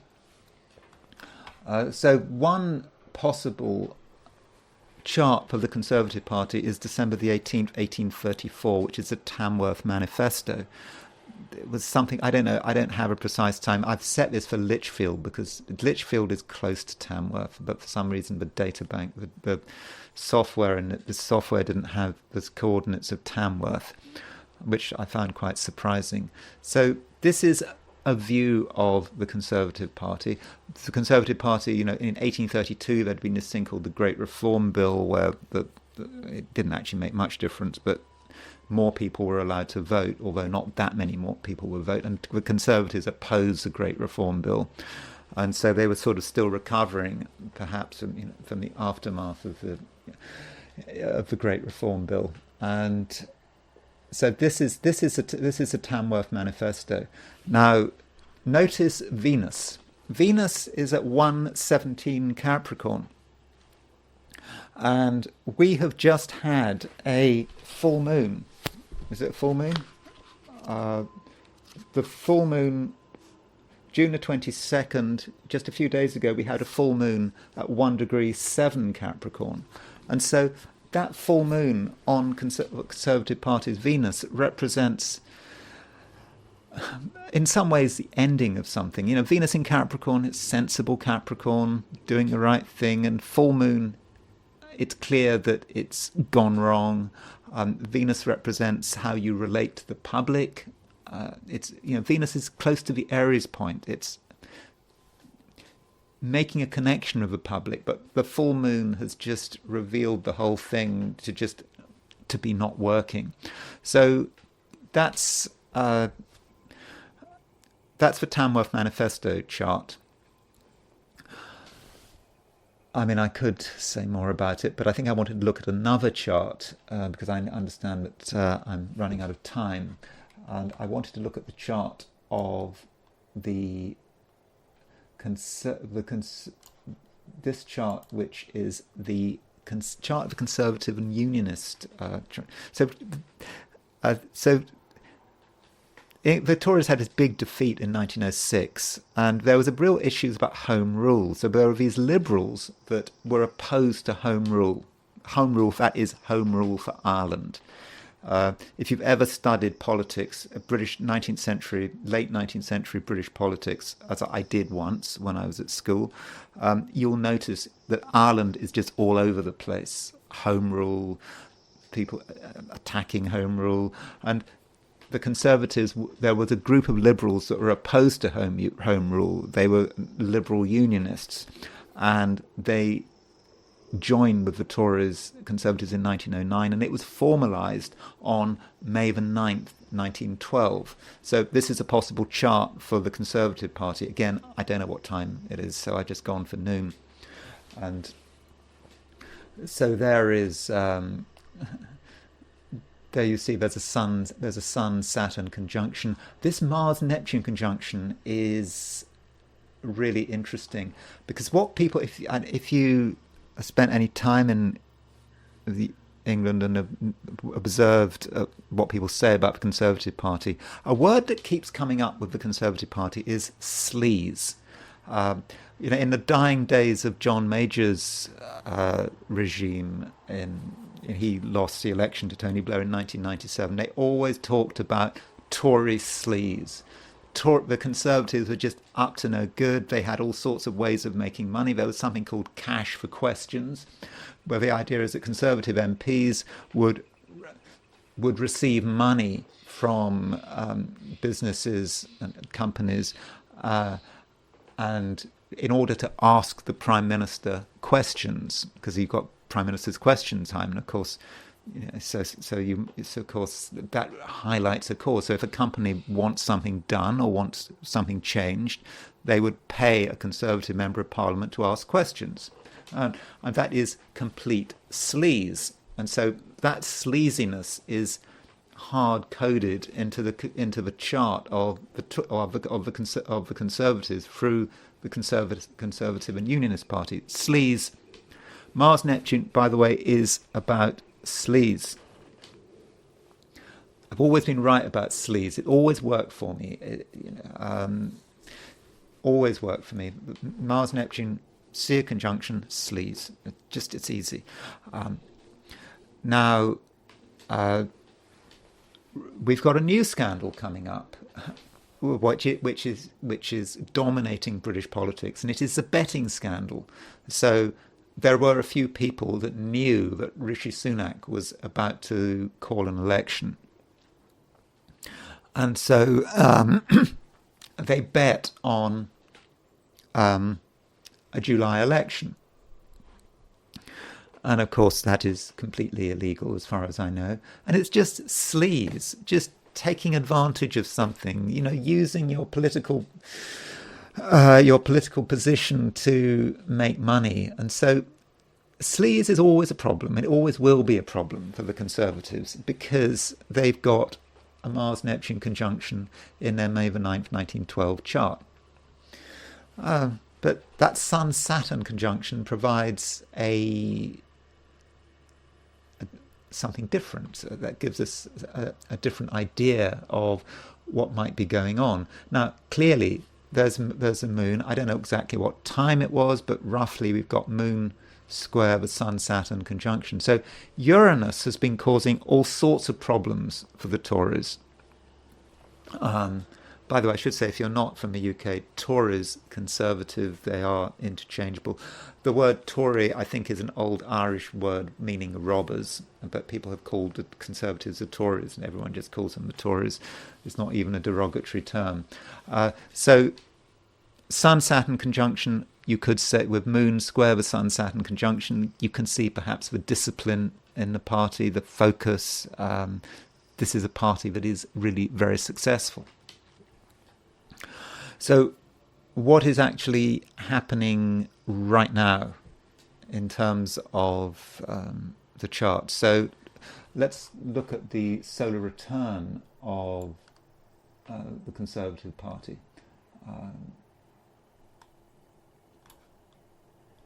The Conservative and Unionist Party for May the 9th, 2012. So here's the solar return. And remember that Sun-Saturn conjunction we saw in its original chart? In this chart, we've got this huge conjunction, Sun, Mercury, Moon. We've got Sun and Mercury. We've got Sun and Uranus and the Moon and Jupiter all together in this conjunction. That just talking about the complete overhaul of the party, actually. It represents a massive change. And, we don't have any angles here, but I just wanted to just compare this chart with the solar return. So this is really interesting. You've got Uranus, at the time of the solar return, was at 22 degrees 50 Taurus, which is exactly conjunct the Saturn of the Conservative Party, of the 1912 chart, and of course it's a solar return. So that's how dramatic it is. This solar return is turning everything upside down. And this is maybe reflected also in the transits that the Conservative Party will have at the time of the election. So if we take the day of the election, what is? Hold on. Okay, so let's. So if we take that's the okay. So if we put okay, there we go. So in the inner wheel we have the Conservative Party, and on the outer wheel we have the positions on the day of the election. Look at Mars. Mars is exactly conjunct the Sun, and again that is talking about the anger. It's absolute fury there as a result of the election, I think. Mars conjunct Taurus. So that is certainly not something to be underestimated. And look at Pluto. Pluto is coming up to the conjunction of the Conservative Party's Uranus. Now, that conjunction is not going to be exact until next year, I don't think. But that's talking about the sort of the transformation and the change, and Pluto conjunct Uranus. The party just completely overhauls itself. And, you know, with that Sun-Uranus conjunction in the return, I know everyone is writing the Conservatives off, but to my mind, there is actually a little bit of optimism in that chart. It is about overhaul and renewal, perhaps, in the end. And, you know, I'm just not convinced that the Conservative Party is dead. I think that you could say that the Conservative Party is always in government, except when it messes up, and that's when the Labour Party takes power. For periods while the Conservative Party is perhaps resting, shedding its skin, maybe. And so just seeing if there's anything in terms of solar arc directions. I don't think there is anything with solar arc directions. So yes, look at this solar arc directed Uranus. So there's a solar arc directed Uranus. So 2 years ago, the Conservative Party had Uranus conjunct the Sun. And I suppose that was when, with Partygate losing Boris, the Sun represented Boris, and because of Partygate he went, Uranus conjunct the Sun, this sudden dramatic event. Uranus in 2 years' time will be conjunct Saturn. So that's about the party recreating itself, I think. And right now, Uranus is on the Sun-Saturn midpoint. So I'll just finish by let's get some objective view on Uranus on the Sun-Saturn midpoint for the Conservatives. So Ebertin says about this Uranus on the Sun-Saturn midpoint, he says, unusual circumstances, crises, separation, mourning, seclusion. So you can see the tension that it's happening there. What does Witte say about Uranus on the Sun-Saturn midpoint? Trouble or losses through older people, sudden separation. So I suppose it's separation in terms of being separated from government. Yeah, it is dramatic, but at the moment, I don't see the evidence that this is necessarily the end of the Conservative Party. And I think the real thing is, if you look at the Labour Party and you look at what's happening to Keir Starmer, particularly those directions involving his directed Saturn hitting his Mars, Neptune about to be on his Sun, I think it's looking like the Labour Party is going to mess up really very, very quickly. Maybe within months. I think it's going to go wrong quickly, and of course, people will soon forget, or partially forget, the Labour Party, what the Conservative Party did over the last few years, and we shouldn't write them off. Anyway, I've gone on for far too long. I hope you found this video of some interest. If you did enjoy this video, I would be grateful if you were to like it. If you're not subscribed, I would be super grateful if you were to subscribe. And if you want to buy me a coffee, there is a link in the description. So thank you very much for listening, and I will talk to you again tomorrow.